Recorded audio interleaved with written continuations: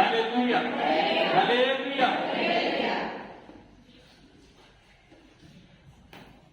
దేవుని యొక్క వాక్యంలోకి వెళదాము. ఒక చిన్న మాట చదువుకొని దేవుని యొక్క వాక్యాన్ని ధ్యానం చేసుకుందాం. పరిశుద్ధ గ్రంథంలో నుండి కీర్తనల గ్రంథము 33వ కీర్తన 18-19 వచనాలు. వారి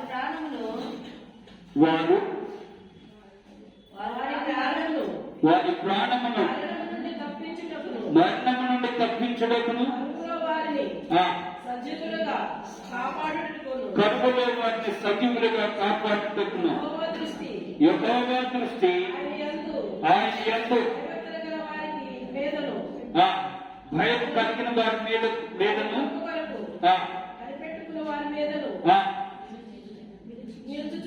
నిలుచుచున్నది. దేవుని స్తోత్రం. మరొకసారి మీ అందరికీ ప్రత్యేకమైన వందనాలు తెలియజేస్తున్నాను. సాధ్యమైనంత వరకు అందరూ నా వెంటే చూడండి. బైబిల్ తీర్చడానికి నేను చెప్పినప్పుడు తీయండి. ఒక రోజున ఒక ఫంక్షన్ జరుగుతూ ఉంది. ఫంక్షన్ అనగానే భోజనాలు పెట్టే ఫంక్షన్ అనుకోవద్దు. ఫంక్షన్ జరుగుతూ ఉంటే వచ్చిన వాళ్ళకి అందరికీ పలహారం పెడుతున్నారు. కొంతమంది చేతితో తీసుకుంటున్నారు గుప్పటితో, కొంతమంది పెట్టే తీసుకుంటున్నారు. సరే, ఈ లోపల ఒక చిన్న కొడుకుడు వచ్చాడు. ఆ కొడుకుడితో, ఆ చిన్న బిడ్డతో, అయ్యా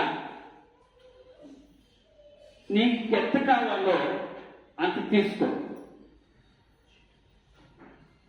వీళ్ళందరూ తీసుకున్నట్టుగా నువ్వు కూడా తీసుకో అని ప్రేమగా ఆ బాబుకి చెప్తే, ఆ బాబు అన్నాడు, లేదు నేను తీసుకోను, నువ్వే నాకు పెట్టాలి అన్నాడు. కొంచెం పెట్టినాడు, నీకు ఇష్టమైనంత తీసుకున్నానా, ఏం పర్వాలేదు, నువ్వు తీసుకో, నీకెంత కావాలో అంత తీసుకో అని మళ్ళొకసారి చెప్తే, లేదంకులు నేను పెడితేనే తీసుకుంటాను అన్నాడు. సరే కదా అని కొప్పుడుతో పెడితే దోశలు పసి తను ఎంత దోశలు ఉంటుందో అంత దోశలతో పట్టి తీసుకున్నాం. అది ఇచ్చినప్పుడు తీసుకున్నాం. బాబుని అడిగాడు, నాన్న అంకులు అడిగిన మాట ఏంటంటే, నాన్న నేను ఇంతసేపు చెప్తున్నాను కదా, తీసుకోని ఎంత కావాలని తీసుకొని చెప్తున్నాను కదా, నువ్వెందుకు నేను పెట్టేదాకా ఆగావు అంటే, ఆ బాబు అన్న మాట ఏంటంటే, అంకులు నేను పెడితే కొంచెం పెడతారు, అదే సమృద్ధిగా పెడతారు, నేను తీసుకుంటే కొంచెమే తీసుకోవాల్సి వస్తుంది. ఇది నాకు భలే నచ్చింది ఈ యొక్క మాట. నేను పెడితే సమృద్ధిగా పెడతారు, నేను తీసుకుంటే కొంచెమే తీసుకునే పరిస్థితులు ఉంటాయి. కాబట్టి మీరు పెడితే నాకు ధనిక. ఈ రోజున ఆ చిన్నవానికి ఉన్న ఆలోచన నీలో ఉందో లేదో నాకు తెలియదు, కానీ నువ్వు స్తుతించే దేవుడు, నువ్వు ఆరాధించే దేవుడు, నువ్వు మహిమపరిచే దేవుడు, నువ్వు ప్రార్థించే దేవుడు మనకు పెడితే సమృద్ధిగానే పెడతాడు. మనకి తక్కువ కాకుండా చేసే, తక్కువ కాకుండా ఇచ్చే, తక్కువ కాకుండా చూసే ఏకైక దేవుడు మనం ఆరాధించే దేవుడు. దేవుని స్తోత్రం.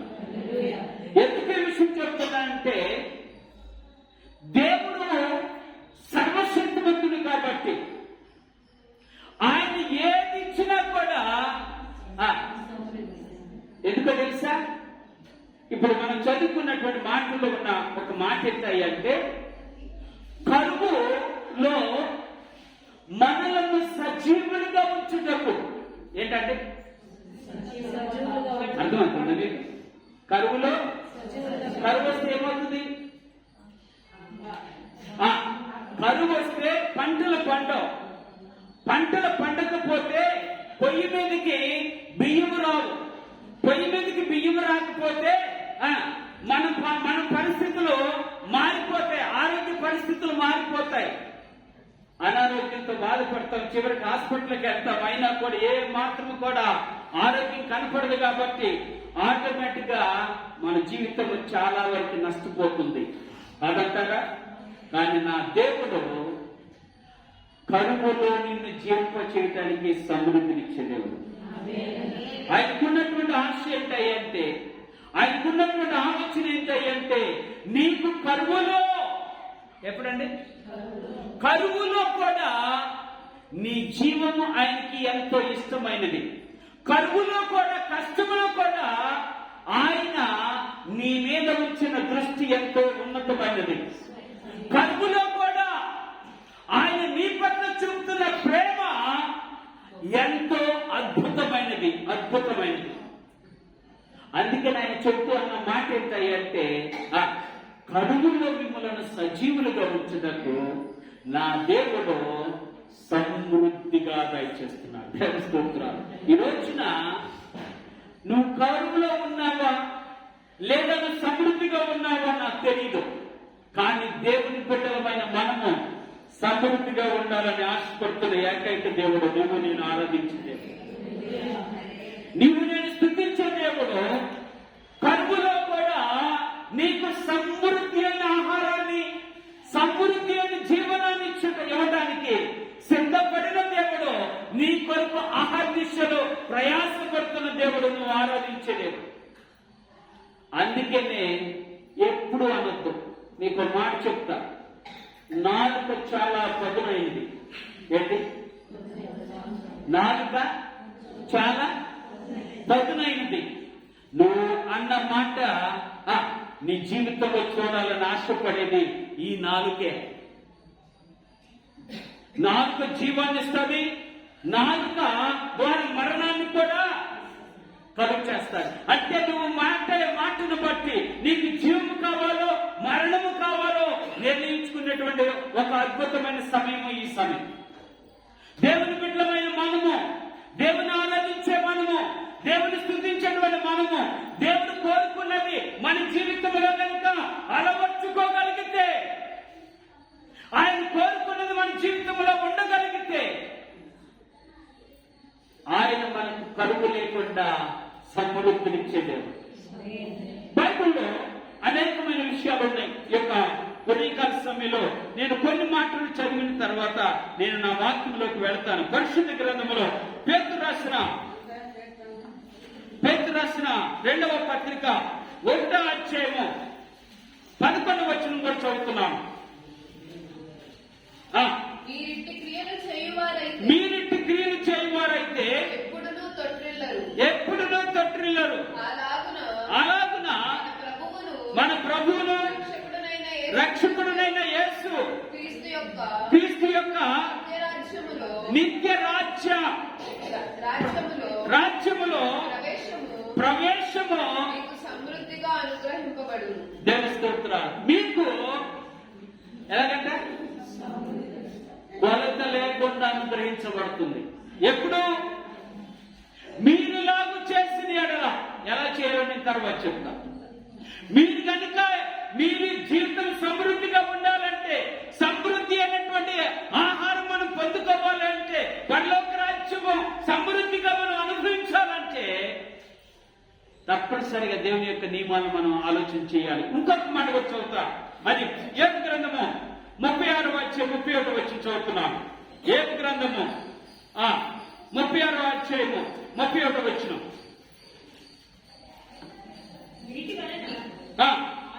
ఆయన ఆయా ప్రజలకు తీర్పు తీర్చును. ఆయన ఆహారమును దేవుని స్తోత్రాలు. ఎవరంటారు? నీ దేవుడు, నువ్వు ఆరాధించే దేవుడు నీకు ఆహారాన్ని సమృద్ధిగా జాగ్రత్త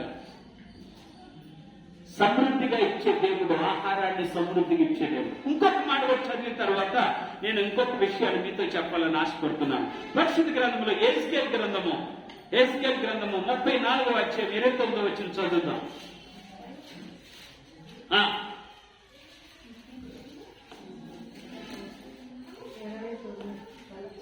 34వ అధ్యాయం 28వ వచనం 29వ వచనం సారీ. వారు కరువు కలిగి నశించిపోకుండాను అన్ని జనుల వలన వారికి అవమానము ప్రాప్తించకుండాను వారి ప్రఖ్యాతి కొరకై తోట ఒకటి ఏర్పరచిన దేని స్తోత్రాలు. అర్థమవుతుందా? ఇప్పుడు మీరు 3 మాటలు మీరు జ్ఞాపకం చేసుకోండి. మొదటిది, మనలను సజీవులుగా ఉంచుటకు దేవుడు సమృద్ధిని అనుగ్రహిస్తున్నాడు. రెండవది, మనకు ఆహారం సమృద్ధిగా ఇచ్చుటకు దేవుడు ఎంతో అహర్నిశలు ప్రయాసపడుతున్నాడు. మూడోది, ఆయన చెప్పినటువంటి మాట ఏంటంటే నీకు ఖ్యాతి కలగాలి, కరువులో నువ్వు నశించిపోకుండా ఉండాలి అని దేవాతి దేవుడు ఇశ్రాయేలును కాపాడినట్లుగా నిన్ను నన్ను. ఈ 3 మాటలు మీరు మనసులో పెట్టుకోండి. కరువు నీకు రాకూడదు. ఏ రాకూడదు? ఒకవేళ కరువు వచ్చినా కరువులో కూడా దేవుడు నీకు సమృద్ధిని అనుగ్రహించేదే. కరువులో కూడా నీ ప్రాణమును కాపాడే దేవుడు, నువ్వు నశించిపోకుండా ఆలోచించే దేవుడు, నీ జీవితాన్ని అద్భుతమైన రీతిలో ఆహారము పెట్టి బ్రతికించాలని ఆశపడుతున్న దేవుడు నీవు నేను ఆరాధించేదే.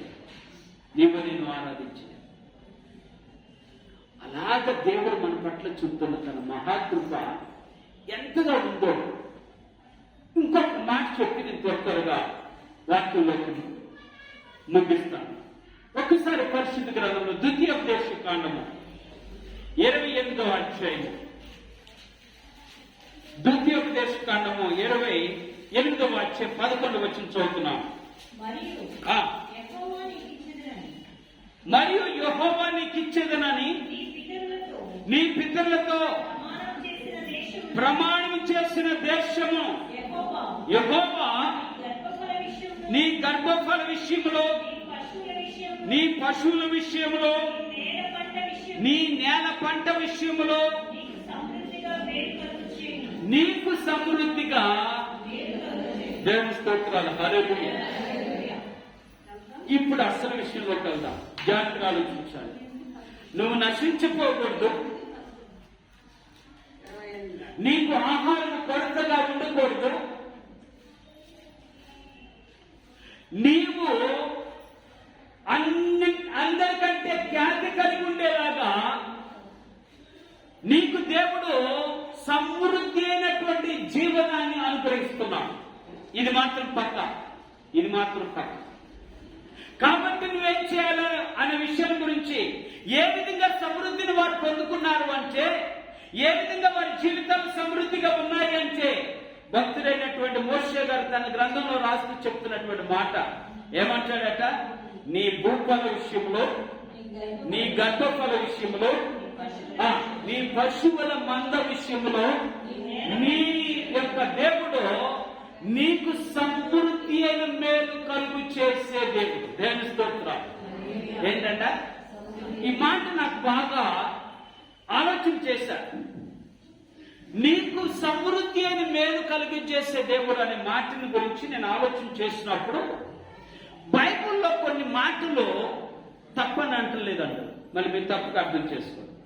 బైబిల్లోని కొన్ని మాటలు తెలుగులో మనకి సరిగా అర్థం కావు. ఇప్పుడు నేను కనుక మిమ్మల్ని సమృద్ధి అని మేలు అని అనగానే మీరేమంటారు? ఏముందని మేలు సమృద్ధి, అంతే కదా. కానీ దేవుడు మాట్లాడుతున్న మాట ఏమిటాయి అంటే, అక్కడ చెప్తున్నటువంటి మాట ఏమిటంటే, నీకు అవసరమునకు మించినది ఆయన అనుగ్రహిస్తాను. ఏంటండి?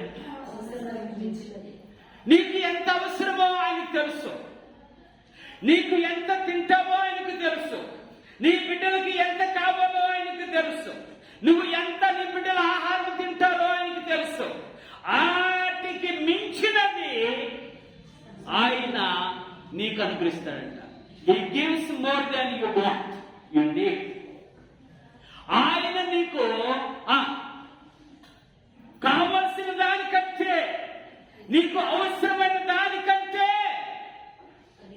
అధికముగా ఇవ్వటమే నా దేవుడు కోరుకున్నటువంటి ఆలోచన, నా దేవుడు కలిగి ఉన్నటువంటి ఆలోచన. ఇప్పుడు నేను అక్కడ మాట్లాడుతాను, జాగ్రత్తగా ఆలోచించు.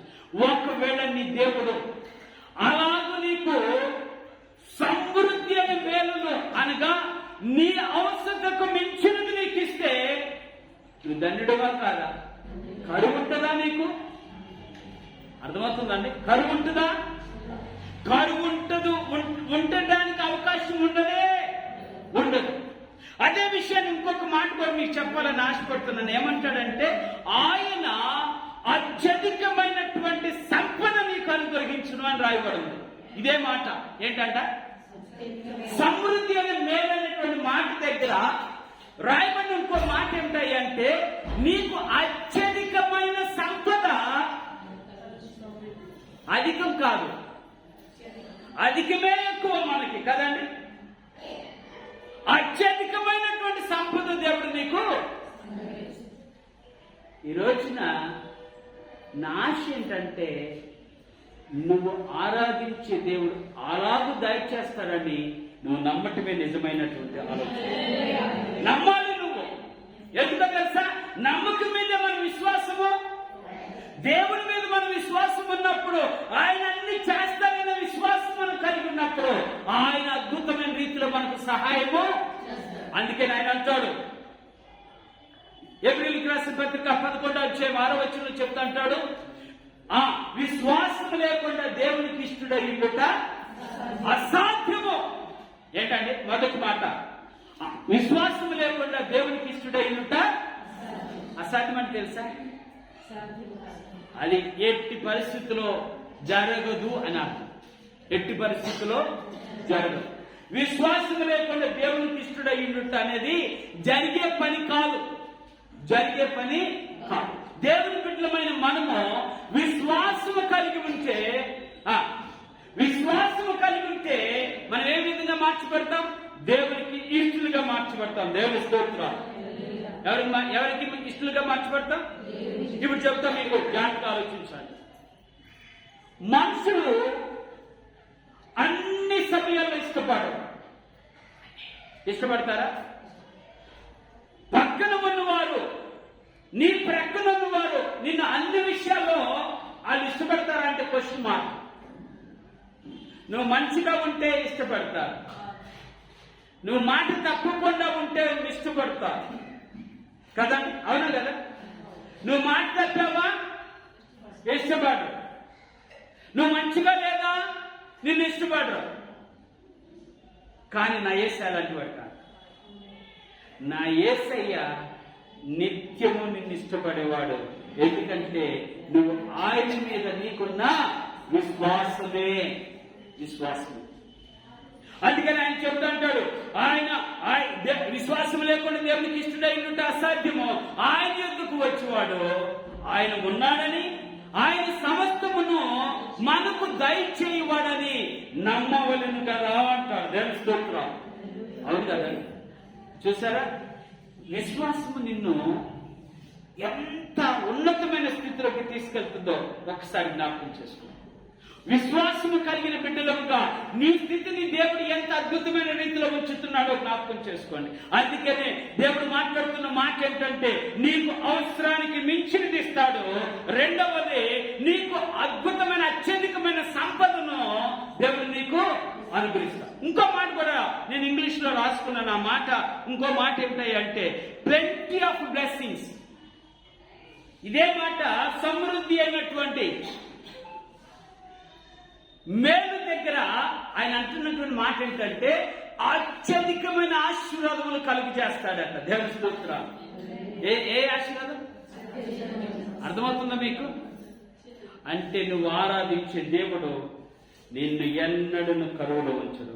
ఒకవేళ కరువులో ఉన్నావంటే నీ విశ్వాసములో నువ్వు దిగజారిన ఉండాలి, లేదా నీ విశ్వాసము నుండి భ్రష్టుడిపై బయటికి వెళ్ళిపోయి ఉండాలి, లేదా విశ్వాసము లేకుండా నీ జీవితాన్ని కట్టుకోవటం ప్రారంభం చేస్తున్నావేమో.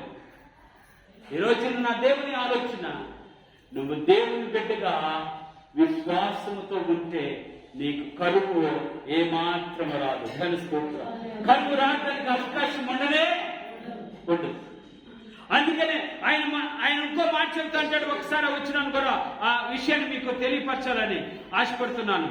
ఆయన అంటున్నటువంటి మాట ఏంటంటే, God will lavish you with good things అని ఉంటుంది ఇంగ్లీష్ లో. అంటే దేవుడట నిన్ను మంచి వాటితో, ఏంటంటే మంచి వాటితో నిన్ను తృప్తిపరుస్తాడట. దేవుని స్తోత్రాలు. ఏంటంటే అర్థమవుతుందా? మీరు ఎప్పుడు జ్ఞాపకం చేసుకోండి, దేవుడు ఒకవేళ మన జీవితంలో ఏది ఇచ్చినా, ఓకే, ఏంటి బిడ్డలు ఇచ్చినా, వాళ్ళు ఏ స్థితిలో ఉన్నా, వాళ్ళ పరిస్థితి ఎలా ఉన్నా, కానీ అది నీ మేలు పడుతుంది. అది నీ మేలు పడుతుంది. ఎందుకు అంటారేమో మీకు తెలిసే తెలీదో, ఒక కుటుంబంలో అంటే మొత్తం శరీరం అంతా చచ్చుబడిపోయిన ఒక బాబు ఉన్నాడు. అంటే పుడుతూలోనే అంగవైకల్యం కలిగిన బాబు. ఆ తల్లిదండ్రులు చెప్పిన మాట ఏంటో చెప్పనా? అయ్యా, వాడు అంగవైకల్యం కలిగి పుట్టినాడని మేము మాత్రం బాధపడతలేదు, వాడు పుట్టిన తర్వాతే మా స్థితి మార్చబడిందని. అర్థమవుతుంది మీకు? అంటే దేవుడిచ్చినది ప్రతిదీ కూడా అద్భుతమైనది, అది ఆశ్చర్యాన్ని కలిగించేది, అది ఆశ్చర్యాన్ని కలిగించేది. అందుకని ఉదయకాల సమయంలో దేవుడు మాట్లాడుతున్న మాట ఏంటంటే, నీవు నీ జీవితంలో సమృద్ధి అయిన మేలు కలిగి చేసేవాడు నీవు ఆరాధించే దేవుడు, నీవు ఆరాధించే దేవుడు. అందుకే ఆయన చెప్తూ, ఏ విధంగా నీవు నేను సమృద్ధి కలిగి జీవించాలని ఆశపడుతున్న దేవుని యొక్క ఆలోచన నీ పట్ల నా పట్ల ఎలాగుందో ఆ కొన్ని వచనాలు మీకు చెప్పి నేను త్వరగా ముగిస్తాను. పరిశుద్ధ గ్రంథంలో మళ్ళొకసారి 33వ కీర్తనలోకి వెళదాం. 33వ కీర్తన 18-19 వచనాలు చదువుతున్నాను, జాగ్రత్తగా ఆలోచించేద్దాం. వారి ప్రాణము మరణమును తప్పించుటకును, కరువులో వారిని సజీవులుగా కాపాడుటకును యెహోవా దృష్టి ఆయన యందు భయభక్తులు గల వారి మీదను, ఆయన కృప కొరకు కనిపెట్టు వారి మీదను నిలిచిన. దేవుని స్తోత్రాలు. నీవు ఆ విధంగా సమృద్ధి అయిన ఆహారం పొందుకోవాలన్నా, నీవు నీ జీవితంలో నీకు అవసరానికి మించినది అధికముగా నువ్వు పొందుకోవాలని ఆశించిన, నీకు మేలులు సమృద్ధిగా కావాలని నువ్వు ఆశించిన, మొట్టమొదటి మాట ఏంటంటే, నీవు దేవుని యందు భయభక్తులు కలిగి ఏంటంట. నిజంగా చెప్తున్నా, మానవ జీవితంలో రెండు విషయాలు ఎప్పుడు పోరాడుతూ ఉంటాయి. మానవ జీవితాలు, క్రైస్తవ జీవితాల్లో రెండు విషయాలు పోరాడుతూ ఉంటాయి. ఏంటో తెలుసా? ఒకటి, మనిషి భయం ఉంటే ఏమంటారు? భక్తి ఉండదు. ఒకవేళ మనిషికి భక్తి ఉంటే ఏమంటారు? అవునా కదా? తెలుసా మీకు ఆ విషయం? రెండు కలిసిపోవు. ఒకటేమో ఉంటే ఉంటుంది, ఇంకోటి అసలు ఉండనే ఉండదు. భయము భక్తి రెండు కలిసిపోయేవి. ఎందుకంటారేమో, భయము కలిగి ఉంటే ఆటోమేటిక్ గా భయపడిన వాడు భక్తిలోకి వస్తాడు. మీ పిల్లల్ని గట్టిగా సండే స్కూల్కి వెళ్ళకపోతే తాటి తీస్తానండి, భయపడుతూ వస్తాడు. మీ భర్తలు మిమ్మల్ని టయానికి వెళ్ళకపోతే తాటి తీస్తాననండి, అనమనండి. వాళ్ళు ఏమంటారు? మనమే అంటాం కదా, ఏమంటారు కదా? అంటే ఏంటి అంటే, మానవ జీవితంలో భయము భక్తి రెండు కలిసి వెళ్ళలేనటువంటి స్థితిలో ఉండిపోయి, విశ్వాస జీవితంలో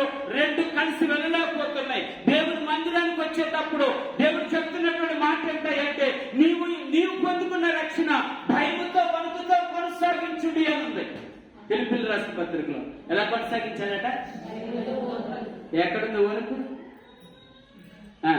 ఎప్పుడు వస్తుంది తెలుసా వణుకు? దేవుడు నీ మాట ఒక్కసారి పక్కన పెట్టి నిన్ను గట్టిగా కొడితే అప్పుడు నువ్వేమంటా? వణికిపోతావు, అయ్యో అంటావు. ఏమంటా? నా పరిస్థితి ఇంత భయంకరంగా అయిపోయిందయ్యా, నువ్వు రాయ్యా, నువ్వు రా అని పిలుస్తావా? యజమాని పిలుస్తావు, పిలువ.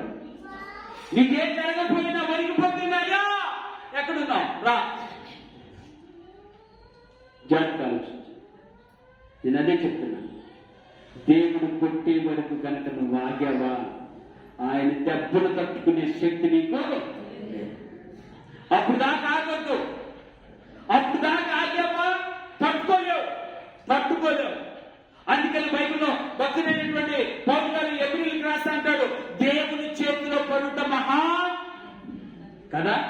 ఏంటంట? జాతకాలు. మనం ఎంతకాలం మన జీవితం, విశ్వాస జీవితాన్ని మనం భ్రష్టు పట్టించుకుంటున్నామో, ఎంతకాలము మనం కరువుతో జీవిస్తున్నామో కారణం ఏంటంటే నీకు నాకు భయభక్తులు లేకుండా బ్రతుకుతున్నామేమో, నీవు నేను అలా జీవిస్తున్నామేమో. దేవుడు మాట్లాడుతున్న మాట ఈ రోజుకైనా భయం భక్తి రెండు కలిసిపోయేలాగా చూసుకో. నీ జీవితం ఆశీర్వదించబడుతుంది. నీ జీవితం అద్భుతమైన రీతిలో అభివృద్ధిలోనికి వస్తుంది. నీ జీవితం కరువు లేకుండా దేవుని కటాక్షించి నీ తన కనికరము చేత నీకు ఆహారం కొనుగోలు చేయడం, నీవు జీవించడానికి తగిన ఆహారాన్ని దేవుడు నీకు సిద్ధపరుస్తాడు. నువ్వు అడిగిన దానికంటే అధికముగా నీ అవసరానికి మించినది దేవుడు నీకు ఇస్తాడు. కాబట్టి ఏం చేయడు? జ్ఞాపకాలు భయభక్తులు కలిగి ఉంటేనే ఆశీర్వాదం. భయభక్తులు కలిగి. ఇంకొక మాట అంటాడు అక్కడ, అంటాడు ఆయన కృప కొరకు కనిపెట్టు వారి మీద నడుచున్నది. ఎవరి కొరకు? ఎవరి కృప? దేవుని కృప. ఏం చేయాలంటే అంటే దాని అర్థం తెలుసా? కనిపెట్టుకుంటే ఏంటి? ఇప్పుడు ఏదైనా వస్తువు పోగొట్టుకున్నారనుకోండి, దానికోసం మీరు ఏం చేస్తారు? ఎత్తుకుతారు కదా. ఎప్పుడు దాకా అంటే దాన్ని కనిపెడతాం. ఎక్కడికి వెళ్ళింది, ఎక్కడ పడిపోయింది, నేను అక్కడ ఇక్కడ ఇక్కడ అక్కడ అనుకుంటా అన్ని విధాలుగా నీ ప్రయత్నం నువ్వు. కానీ విషయం ఏంటో చెప్పను, దేవుని కృప కొరకు కనిపెట్టే విశ్వాసులు కనపడతాయి. ఎవరి కోసం?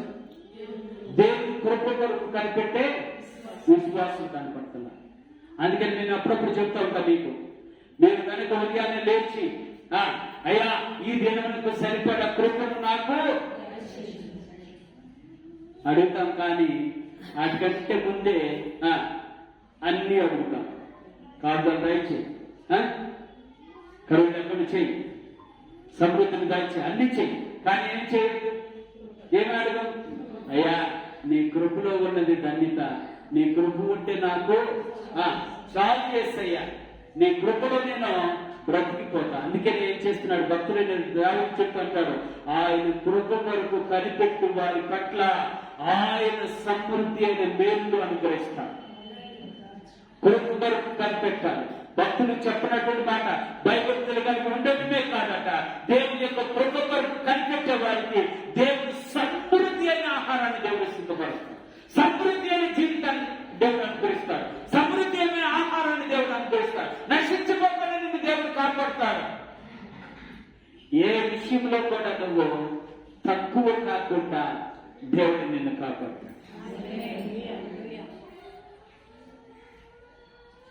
ఒకప్పుడు ఒక బ్రదరు మందిరానికి రావటం లేదని ఏ తమ్ముడు మందిరానికి వచ్చేవాడు ఎందుకు ఆగిపోయేవాడు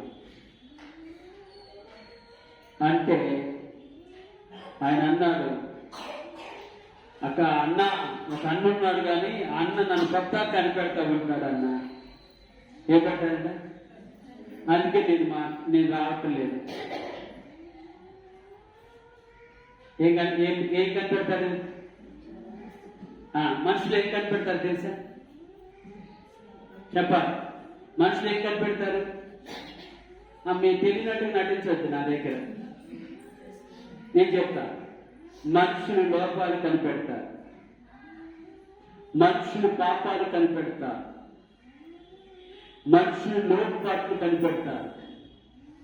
కానీ నా యేసయ్య నిన్ను కనిపెడుతున్నాడు. మర్చిపో, ఆయన నిన్ను కనిపెడుతున్నాడు. నువ్వేం కనిపెడతావు? అందుకే దేవుడు చెప్తున్నాడు, ఇక వద్దు, ఇక ఇప్పటి నుంచి దేవుని కొరకు కనిపెట్టు.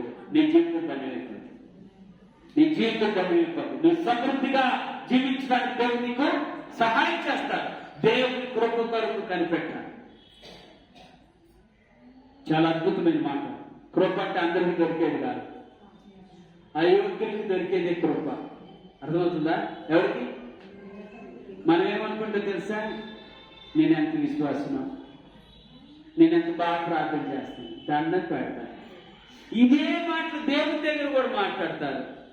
పక్కన దగ్గర మాట్లాడితే ఓకే, కానీ ఎవరి దగ్గర మాట్లాడతారు? ప్రభువా, నేనెంత ఇదిగా ఉంటానో తెలుసుగా, నేను ఎలా చేస్తానో తెలుసుగా. పరిశీలి కంటే భయంకరమైన వాళ్ళు ఎవరు? పరిశీలి కంటే భయంకరమైన వాళ్ళు. పరిశీలిని దేవుడు అంగీకరించకపోతే నిన్ను నన్ను ఎలా అంగీకరిస్తాడు? ఇలాంటి మాటలు మాట్లాడితే. అందుకే ఈ రోజున దేవుడు మాట్లాడుతున్న మాట, ఆయన కృప కొరకు కనిపెడతాం, ఆయన యందు భయభక్తులు కలిగి నివసిస్తాం. మూడో మాట పరిశుద్ధ గ్రంథంలో ఇంకొక 2 మాటలు చెప్పి నేను ముగిస్తాను. పరిశుద్ధ గ్రంథంలో ద్వితీయోపదేశ కాండము 28వ అధ్యాయం, ద్వితీయోపదేశ కాండము 28వ అధ్యాయం మొదటి వచనం చదువుతున్నాను.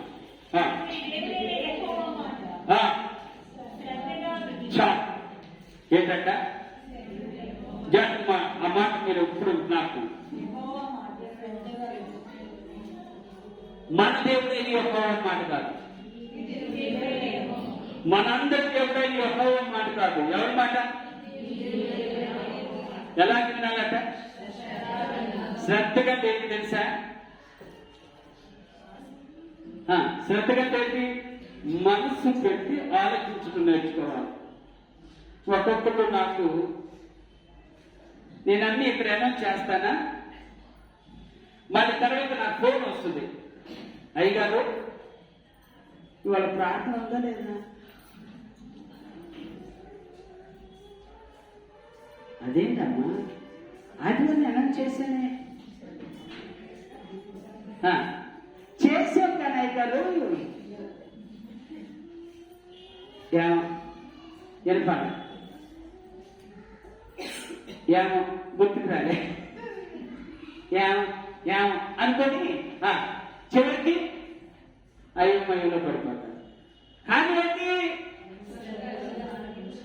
శ్రద్ధగా ఆలకించకపోవడం ఎంత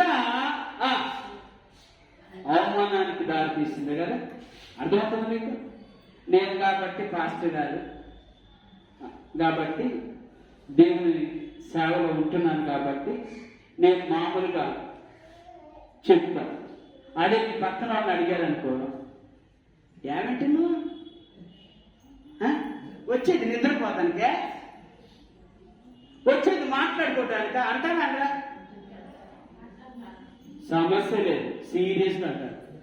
మళ్ళీ మీ లడాయి తెచ్చడానికి నేను బడాయిగా రావాలి మీ దగ్గరికి కదా. అర్థమవుతుందా? ఏది నువ్వు కనిపెడుతున్నావు? ఏ మాటలు నువ్వు వింటున్నావు? ఇదొక్కటి నీ జీవితాన్ని మార్చగలిగేది. నీకు సమృద్ధి అయినటువంటి జీవనాన్ని, నీ సమృద్ధి అయిన ఆహారాన్ని, నిన్ను కడుపులో బ్రతికించేటువంటి అద్భుతమైన శక్తివంతుని యొక్క సహాయాన్ని నువ్వు పొందుకోవాలి అంటే దేవుని మాట నువ్వు తప్పక శ్రద్ధగా ఆలకించాలి. మామూలుగా ఆలకించుకున్నాను, శ్రద్ధగా ఆలకించాలి. ఆలకిస్తే శ్రద్ధగా ఆలకిస్తే ఉండిపోతుంది. ఎక్కడ? బ్రెయిన్లో ఉండిపోతుంది. అది ఉండిపోతుంది అంతే. ఇక మళ్ళీ అది ఎప్పుడు పోతుందో తెలుసా? ఎప్పుడైతే దాని మీద ఇంట్రెస్ట్ లేకుండా ఉంటావో అప్పుడు పోదు. అప్పుడు దాకా అంటే మీ కంప్యూటర్లో డిలీట్ అయిపోతుంది. ఎందుకని అంటే మీ కంప్యూటర్లో మీ ఫోన్లో డిలీట్ అయిపోద్దంటే ఆటోమేటిక్ గా కొన్ని రోజులకి దాని సంగతి మర్చిపోతావు. డిలీట్ అయిపోతుంది. దేవుడు మాట్లాడుతున్న మాట, నువ్వు కృప కొరకు కనిపెడుతూ నేర్చుకో. దేవుని ఎందుకు భయభక్తులు కలిగి జీవించడం నేర్చుకో. మూడవది, దేవుని మాటను ఆలకించడం నేర్చుకో. శ్రద్ధగా ఆలకించడం నేర్చుకో. ఎందుకు తెలుసా? దేవుని మాట హృదయాన్ని మార్చేసి ధ్యానిస్తుంది. దేవుని మాట నీ జీవితాన్నే మార్చేసి. మనుషుల మాట కాదండి. మనుషుల మాటలు మనల్ని మార్చవు. చాలా మంది అనుకుంటారు, నన్ను కూడా అడుగుతారు, ఏమా మాకు ఇల్లు కావాలమ్మా అంటే ఏమంటారు తెలుసా? నన్ను, అయ్యో మీరేం చేస్తారు? పాస్టర్ నమ్మ. అమ్మో మీరు వస్తే మార్చేస్తారు. ఏంటి మేము మార్చుకోవడమే కదా సరిపోతుంది, ఇంకా అన్నీ మారుస్తాం. కానీ భయపెట్టి వాళ్ళు మార్చేస్తారు. వాళ్ళు మనం కాదు మార్చేది మహిమ కలిగిన దేవుడు. ఈ విషయం చెప్పండి. ఎవరు మార్చరు, ఎవరిని మార్చలేరు. ఒకవేళ నిజంగా చెప్తున్నా, చాలా మంది ప్రలోభ పెడతారండి. ఏం పెడతారట? ప్రలోభ పెడతారండి. మీ దగ్గరకు వస్తే, మీరు మా దగ్గరకు వస్తే దీవించబడతారు. మీరు మా దగ్గరకు వస్తే మాట చెప్తాం కదా. ప్రలోభ పెడతామంటే ఏంటో తెలుసా? 1 కోటి రూపాయలు నీకు ఇస్తారా అంటే అది ప్రలోభం.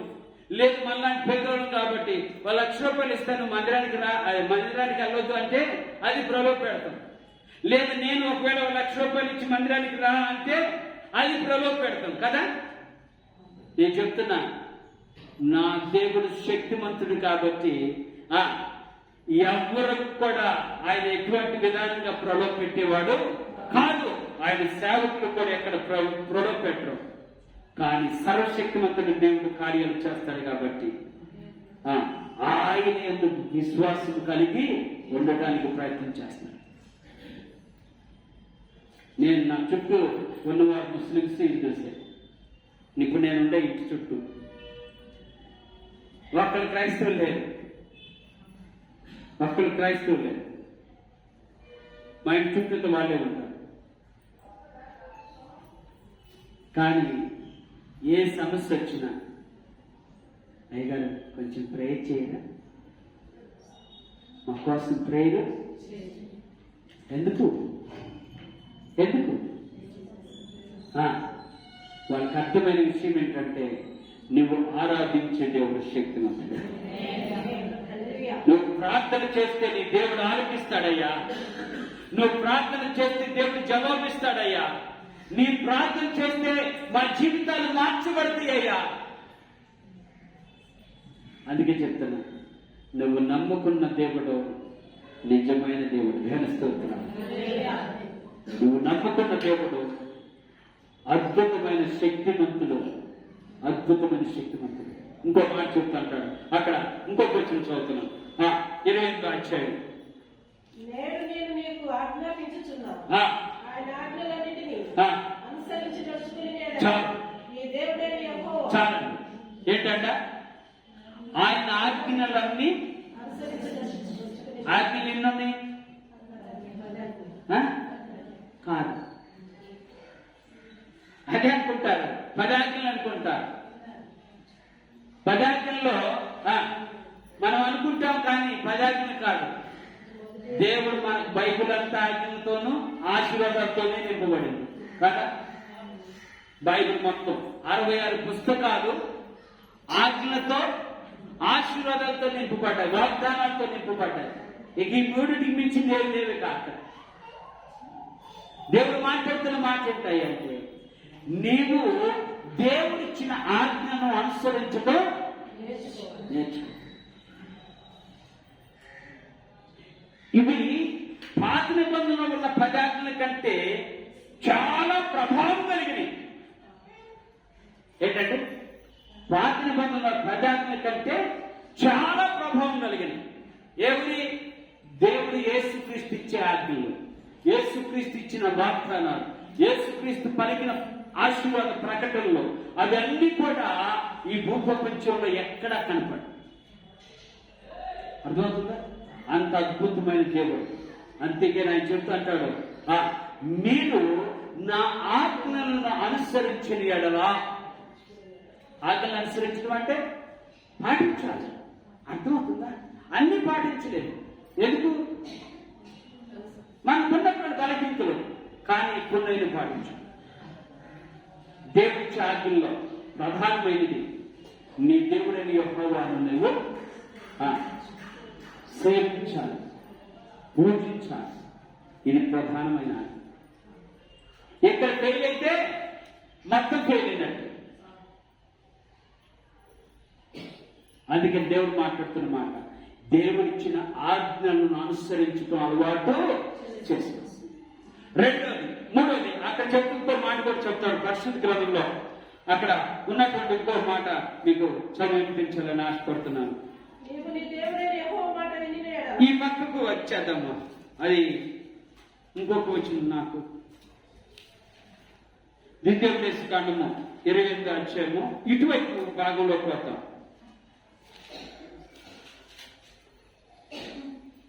ఓకే,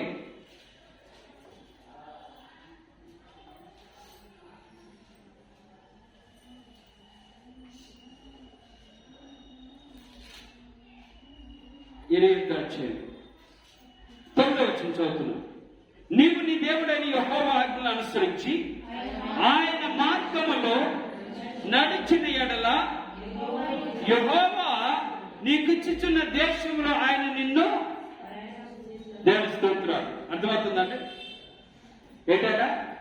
ఆయన మార్గములో నీవు నడిచిన ఎడల, నడిచిన ఈ 5 మాటలు మీరు జ్ఞాపకం చేసుకోండి. మొదటిది, నీ జీవితంలో కరువు లేకుండా బ్రతకాలి అనుకుంటే, నువ్వు బ్రతికించబడాలి అనుకుంటే, నువ్వు అడిగిన దానికంటే లేదనుకుంటే, నీకు అవసరం కంటే అధికమైనటువంటి ఆశీర్వాదం పొందాలనుకుంటే, దేవుడు చెప్తున్నటువంటి మొట్టమొదటి మాట, ఆయన భయభక్తులు కలిగి ఉండటం నేర్చు. రెండవ మాట, ఆయన కృప కొరకు కనిపెడుతూ నేర్చు. మూడవ మాట, ఆయన ఆజ్ఞల్లో అనుసరించడం నేర్చుకో. నాలుగో మాట, ఆయన మార్గమును ఆయన మార్గములు నడవటము నేర్చుకో. చూసారా? ఇవి పునాదులు కలిగిన పట్టణంలో నిదర్శనం.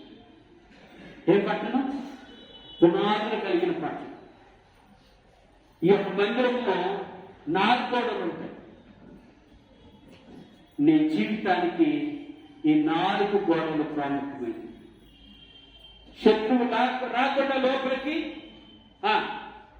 నువ్వు విడిచిపోకుండా ఉండటానికి దేవుడు ఏర్పాటు చేసిన 4 అద్భుతమైన ఆయుధాలు. నీవు దీవించబడతావు. అందుకని అక్కడ చెబుతూ అంటాడు చివరి మాటగా. ఆయన ఏమంటాడు?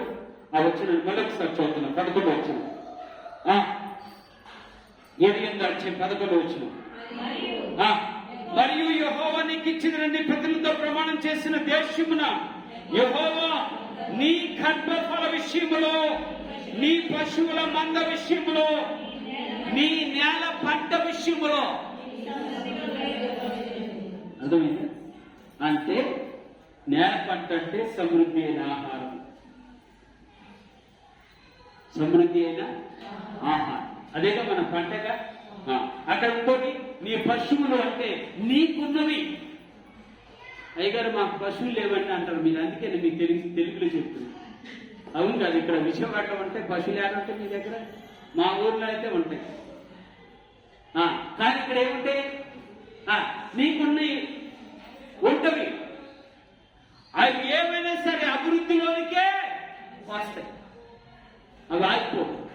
దేవుడు నీకు ఇచ్చిన సంపదను దేవుడు అధికముగా ఆశీర్వదిస్తాడు. మూడవ మాట చెప్తా అంటాడు, నీ సంతానం ఆశీర్వదిస్తాడు. నీ సంతానం ఆశీర్వదిస్తాడు. ఇది కాదా ఇంకా నీకు జీవితంలో కావాల్సింది? నీ సంతానం దీవించబడుతూ నీకు సమృద్ధి అయిన ఆహారం పొందటం, నీ పశువులు లేదా నీ కొన్నవి దీవించబడతావు. ఎందుకంటే శ్రేష్టమైన ఆశీర్వాదం నువ్వు దీవించబడాలి సమృద్ధిగా.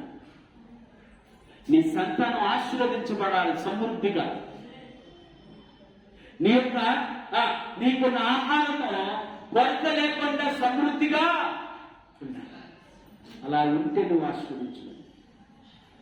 దేవుడిని ఈ రోజున ఈ ఉదయకాల సమయంలో దేవుడిని అలా ఆశీర్వదించడానికి ఇష్టపడుతున్నాను.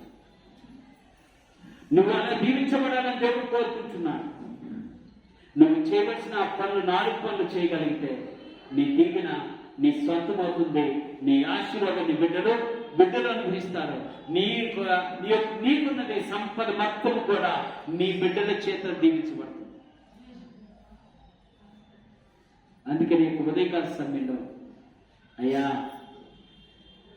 కరువు లేకుండా నన్ను సమృద్ధిగా ఉంచు, ఏ లోటు లేకుండా నాకు సమృద్ధిగా ఆహారం సిద్ధపరచు, సమృద్ధి అయినటువంటి అయ్యా తన సంతానమును నాకు అనుగ్రహించు. ఇదే నీ ప్రార్థన అయితే నాతో ఏకీభవించు. ప్రభు సంతులో చిన్న ప్రార్థించేది. దేవుడు సిద్ధంగా ఉన్నాడు. నీకు ఏ లోటు లేకుండా చేయడానికి నా యేసయ్య సిద్ధంగా ఉన్నాడు. ఎందుకు అంటే సమృద్ధినిచ్చే సర్వశక్తిమంతుడు నీవు నేను ఆరాధించే దేవాది దేవుడు. ఆ యేసయ్య సర్వశక్తిమంతుడే కాదు, ఆయన సర్వజ్ఞానమునకు మించిన ఘనుడైన దేవుడు.